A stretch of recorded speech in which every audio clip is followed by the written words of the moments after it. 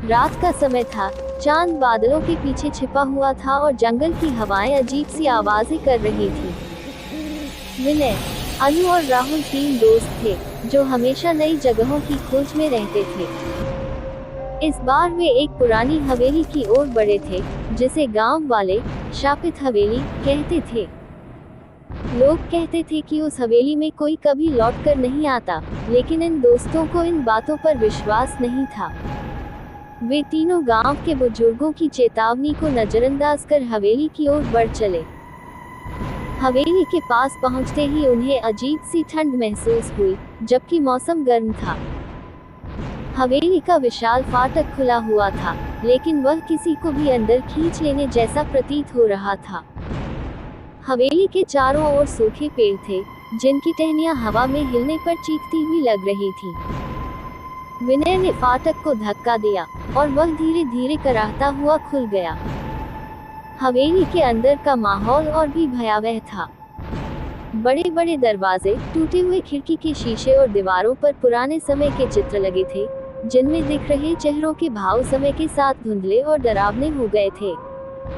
जैसे ही वे तीनों अंदर गए, दरवाजा जोर से बंद हो गया। तीनों दोस्त चौंक कर मुड़े, लेकिन दरवाजा खुद से बंद हो चुका था। वे अंदर कैद हो चुके थे। अब उनके पास कोई और रास्ता नहीं था सिवाय इसके कि वे हवेली का रहस्य जानने के लिए आगे बढ़ें। हवेली के अंदर हर कदम पर अजीब सी आवाजें और परछाइयां उनका पीछा कर रही थीं। अनु को बार बार ऐसा लग रहा था कि कोई उसके कंधे पर हाथ रख रहा है, लेकिन मुड़कर देखने पर वहां कोई नहीं था। राहुल ने दीवार पर एक पुरानी तस्वीर देखी, जिसमें एक महिला थी। उसकी आंखें बहुत ही डरावनी और वास्तविक दिख रही थी, जैसे वह सीधे उसे देख रही हो। अचानक वह तस्वीर से बाहर झांकने लगी। राहुल ने डरकर चिल्लाते हुए अपने दोस्तों को बुलाया।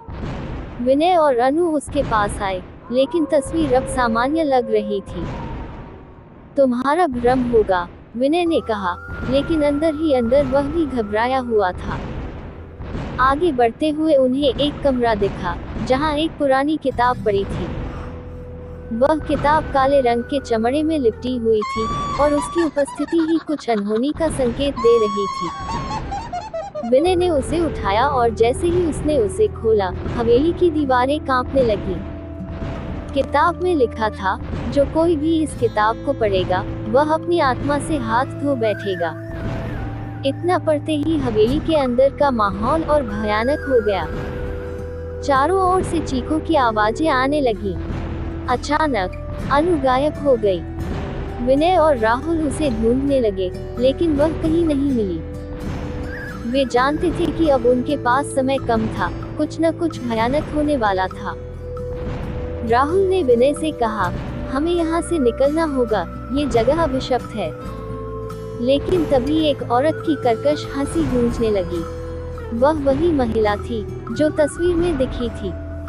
उसकी आंखें लाल हो चुकी थी और उसके बाल हवा में उड़ रहे थे। उसने धीरे धीरे उनकी तरफ बढ़ना शुरू किया। दोनों डर से थर थर कांपने लगे, लेकिन तभी विनय को किताब का एक और पृष्ठ दिखा, जिस पर लिखा था, जो इस हवेली का रहस्य जानना चाहेगा, उसे अपने सबसे प्रिय व्यक्ति की कुर्बानी देनी होगी। विनय को एहसास हुआ कि इस हवेली में प्रवेश करने की कीमत बहुत भारी थी। अचानक राहुल की चीखें गूंज उठी।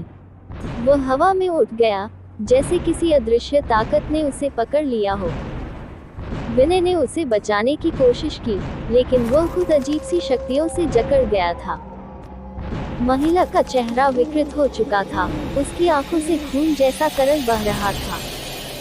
हवेली की दरारों से काले धुएं निकलने लगे, जो विनय और राहुल की तरफ बढ़ रहे थे। वे धुएं में खोने लगे और उनकी सांसें थमने लगी। तभी विनय ने आखिरी कोशिश के तौर पर उस किताब को फेंक दिया।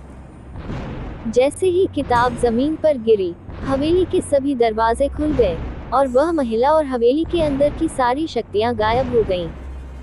विनय ने सांसें लेते हुए अपने चारों ओर देखा। राहुल और अनु दोनों अब वहां नहीं थे।